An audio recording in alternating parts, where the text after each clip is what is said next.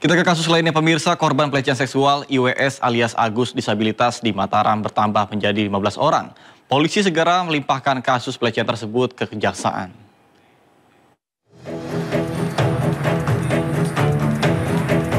Polda Nusa Tenggara Barat bersama Komisi Disabilitas Daerah kembali menggelar konferensi pers terkait dengan perkembangan kasus dugaan pelecehan seksual dengan tersangka disabilitas berinisial IWAS alias Agus Buntung. Ketua Komisi Disabilitas Daerah Nusa Tenggara Barat mengungkap jumlah korban pelecehan seksual Agus bertambah menjadi 15 orang, di mana 2 korban dinyatakan masih di bawah umur. Dari keseluruhan jumlah korban tersebut, 4 diantaranya sudah diambil keterangan oleh polisi. Dalam waktu dekat, polisi akan melimpahkan kasus Agus ke kejaksaan.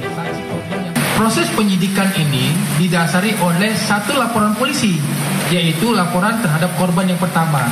Korban-korban yang lain itu menjadi saksi pendukung sebagai saksi korban yang memang menyatakan atau mendukung bahwa memang pelaku melakukan perbuatan yang sama terhadap mereka. Itu dijadikan saksi menguatkan. 13 itu adalah yang lapor ke KDD, itu totalnya tambah 2 jadi 15. Nah dari 15 itu 7 sudah dilakukan pemeriksaan di kepolisian. Dalam setiap laporan itu motifnya sama. Apa itu, Pak? Ya seperti yang itu ada proses grooming, kemudian manipulatif, kemudian kalau nggak bisa manipulatif melakukan pengancaman, begitu. Kalau guna-guna dan mandi suci itu ada seperti itu hampir sama atau gimana? Ya ada yang menyampaikan bahwa saya punya mantra-mantra untuk bisa membantu penyembuhan, gitu. Ada juga. Dalam kasus yang viral ini, polisi juga membuka pengaduan masyarakat karena diduga kemungkinan masih ada korban-korban lain.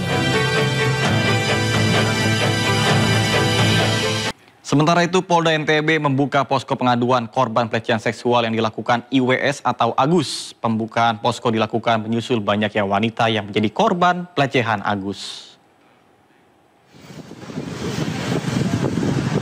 Korban pelecehan seksual IWS atau Agus yang sebelumnya berjumlah 15 orang diperkirakan terus bertambah. Merespon banyaknya korban, Polda NTB membuka posko pengaduan pelecehan Agus. Saat ini Polda NTB telah memeriksa 8 orang saksi dan 3 korban. Dari ke-15 korban yang melapor, 2 diantaranya masih berstatus anak-anak. Dalam waktu dekat, penyidik Polda NTB akan melimpahkan kasus Agus ke kejaksaan untuk segera disidangkan. Atas kasus ini, Agus diancam hukuman 7 tahun penjara.